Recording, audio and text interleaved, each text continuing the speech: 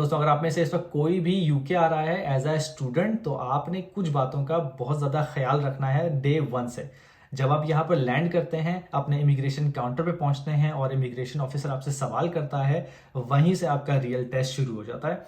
क्योंकि कई लोग वहां पर पैनिक कर जाते हैं, उनको एंजाइटी होने लग जाती है और वो जो सवालों के जवाब जिस तरह से देते हैं, उससे उनको फिर बहुत प्रॉब्लम का सामना करना पड़ता है और कई लोग वहां पर डिपोटेशन की तरफ भी जा सकते हैं, अगर तो आपने उन्हें कन्विंस नहीं किया कि आप एक जेन्युइन स्टूडेंट हैं। तो मैं आपको बताता हूं आपने किन चीजों का ख्याल रखना है जब आप अपने इमिग्रेशन काउंटर पे पहुंचते हैं।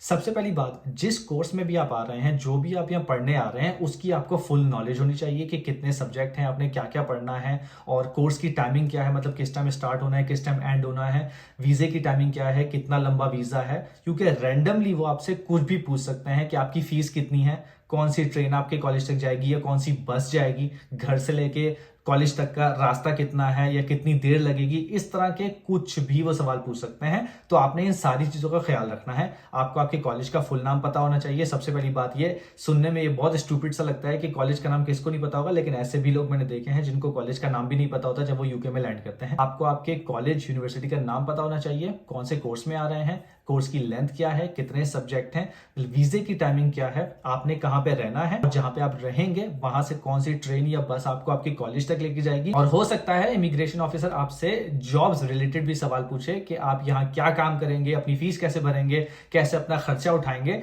तो आपको इन चीजों का ख्याल रखना है कि आपने उनका कैसे जवाब देना है। अगर आपको 20 आवर्स अलाउ है तो आपने ये नहीं कहना कि मैंने जॉब करके अपनी फीस भरनी है और मैंने किराया देना है, अपने सारे एक्सपेंसिव मैंने खुद उठाने हैं। नहीं, क्योंकि आप एज ए स्टूडेंट जब यहाँ आते हैं तो आप जब अपनी बैंक स्टेटमेंट साथ लगाते हैं, उसका मतलब ये होता है कि आपके पास इनफ फंड्स हैं आपको यहाँ पर कवर करने के लिए एज ए स्टूडेंट। जो आपने यहाँ पर रहना है, खाना पीना है, ट्रैवल करना है, कॉलेज की फीस, इन सब चीजों के आपके पास पहले से ही पैसे हैं। जो आपने यहाँ जॉब करनी है वो आपने एक्सपीरियंस के लिए करनी है। थोड़ी बहुत उसमें आपको पैसे भी मिलेंगे, लेकिन मेनली आपने एक्सपीरियंस लेना है। आपने जो अपनी बैंक स्टेटमेंट शो कराई थी बैक होम से, वो आपका प्रूफ है कि जितने भी आपके फंड्स हैं वो पहले से ही कवर है। आपके पास इनफ मनी है यहाँ पर 2 साल तक, 4 साल तक रहने के लिए, फीसें देने के लिए और घर का खर्चा उठाने के लिए। काम आप करेंगे जस्ट एक्सपोजर के लिए, एक्सपीरियंस के लिए।